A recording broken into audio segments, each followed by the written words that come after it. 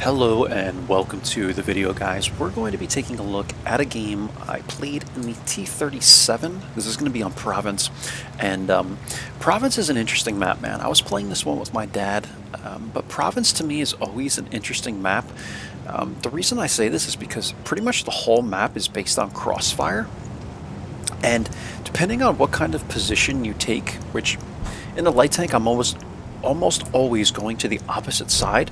So when I spawn on this side, I'm going southeast. When I spawn on this side, I'm going northwest. And you'll kind of see how this plays out, but I'm able to basically become a damage dealer in this game. Like, there's not a whole lot to spot, in my opinion. And again, I say it's interesting because some people do find ways to get thousands of spotting damage by going to the middle here.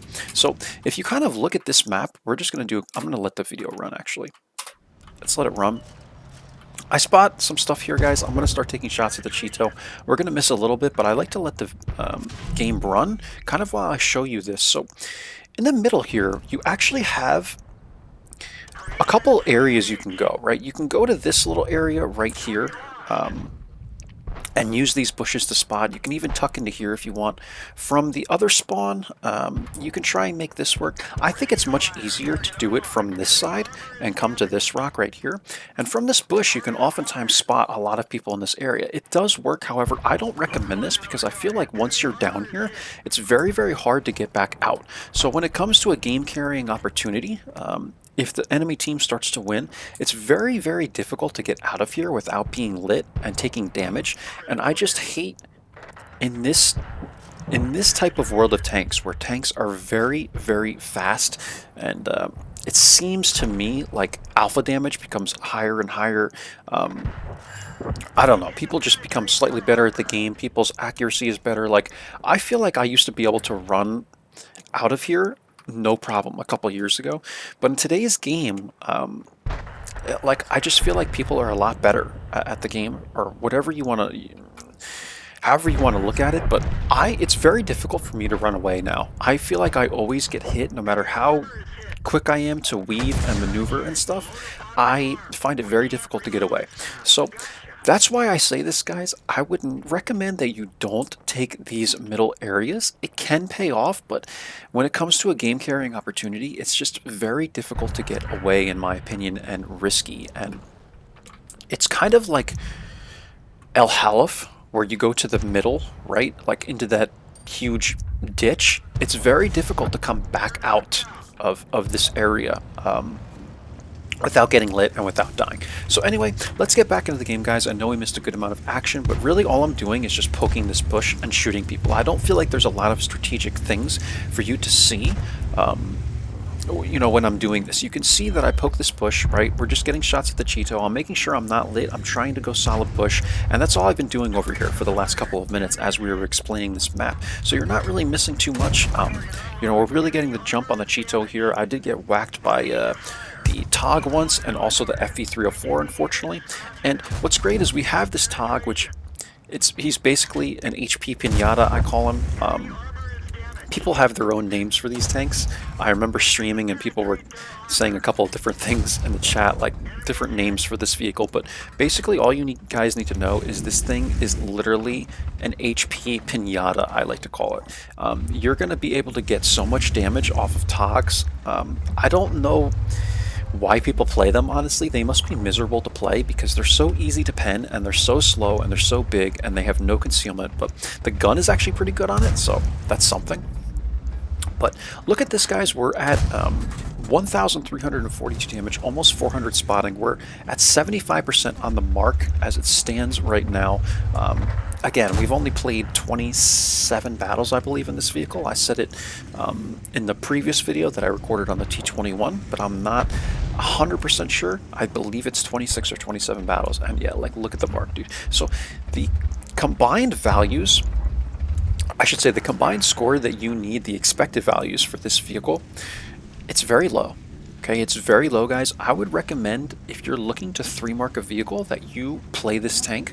Even 2-mark, I'm telling you guys, you don't need to be very good at light tanks to even 2-mark this vehicle. The expected values are I don't want to be rude, but I'm just going to say laughable. Like, to me, they're laughable compared to other tanks. Like, you need less than 1400 combined to 3-mark this vehicle. And at tier 6, that's pretty damn low, man, if you ask me. Like, that's pretty low. We're able to get one shot into the WZ-131 GFT here, and tank's quite a mouthful.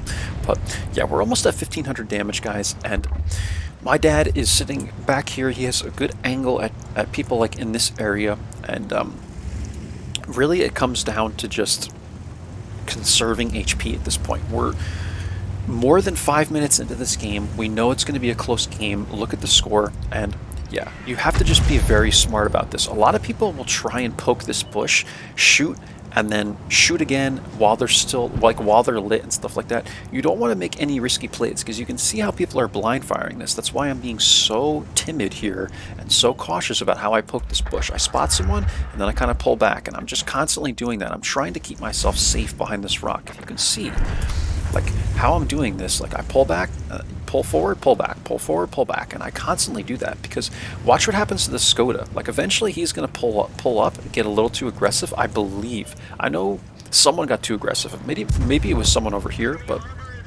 they get too aggressive. They get spotted or whatever, and they end up dying. So you have to be very, very careful about how you do this, right? I know it sounds, you know, like I'm on like a broken record or something, right? But I really like to drill this into your guys' heads. You have to be so super cautious whenever you are poking in these well-known areas, because you can get blind fired, and if you get spotted earlier than you think, then that's also going to be a problem. So you can see as I'm taking the shot into the Shito there, that I am literally starting to run backwards before I even take the shot. Like as soon as I know that I have the shot, I'm gonna like basically start pulling back as I'm taking the shot. So this way I know I can get back in time without getting hit by the STRV-74 or the WZ over here, right? Game is starting to progress a little bit now. The Skoda did survive. Maybe it was another game I'm thinking of, but someone did poke in this area in a game that I played recently, and they got annihilated for it. So we're going to run past the STRV guys, a little bit low of a roll, maybe. This is 115 HP, so it definitely was a low roll. And now we're going to move in and clean this team up. We're at 1800 damage, guys. It's looking great. Look at the WN8. I'm telling you, the expected values for this vehicle are quite low. And we come in, we're going to take, I want to say we get 2 or 3 shots into this Jackson. He hits my track, which is pretty lucky for me, because now I can kind of, you know, play around with this guy. We're able to get the kill there before the M44 got the kill, so we did kill steal there. And now it's just the WZ guys. I'll kind of show you this last kill because I didn't get it myself. It was someone else. I kind of wanted to get the top gun. We were at 5 kills, but, you know, what can you do, right? So WZ ends up being way up here, you know, no surprise, and everyone's going to go after him there. Looks like it was the Jackson that got the cleanup kill on him.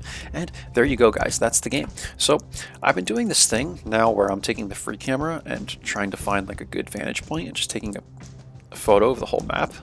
I don't know. I did it with the last video and it was pretty cool. So how about this?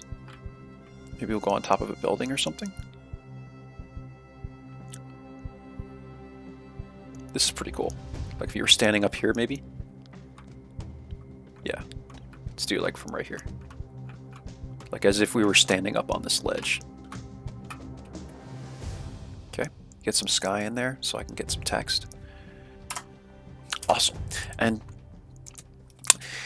again, guys, I repeat a lot of things. I understand that. I know that. To people that are more experienced at the game, I get that this may seem really annoying, but to me, I really like to emphasize all these points because they're newer players that watch my channel, and I want them to know things that you need to do safely. Like you really have to be so cautious with a light tank because you have no armor. It's easy for you to get like ammo racked, lit on fire, etc. You just want to conserve your HP for the end game, because if I had no HP going against that Jackson or something like that, I'm telling you, like it pays off to have at least half your HP at the end of the game so that you can take a shot or two when you're rushing into people and stuff like that, right? So just something to keep in mind, guys. We'll take a look at the end plates. This was a mastery. We did 2,205 damage, 1,423 experience. Ridiculous, man. 1,356 experience was the total here. Did I say experience before? When I said this, 1423, I meant spotting damage if I said experience. But in any case, guys, we're getting 5 kills out of this. So that's obviously adding to the experience pool quite a bit. And it really, really helps when you get kills for W and 8 as well. If you so choose to pursue W and 8, right? We didn't make really any coin. We added a bit to the credit reserve actually. So technically we made like 6,300 here. And yeah, we fired 30 shots, guys. 25 hits, 21 pens. Not much more to see here. It was a pretty long game, but again, Province is just one of those weird maps, man, where it's all about crossfire. And how you choose to play it is up to you. You can try and take the mid, you can try and spot guys. I prefer to go to these corners of the map. It works better for me. And that's it, guys. So that's the T37. So compared to the last video I showed you, we did have one more battle in this vehicle. We're averaging over 28 battles, a 71% win rate with 1,086 damage now. So yeah, I mean, this is just crazy, right? To me, like, the expected values are so low in this vehicle, and I've been performing in it very well. So we'll see when I'm able to get the 3 mark, and I will let you guys know and do a video on it. I will catch you guys for the next one. Thanks for watching. I hope you enjoyed. I hope you learned something, and we'll see you again soon. Bye-bye now.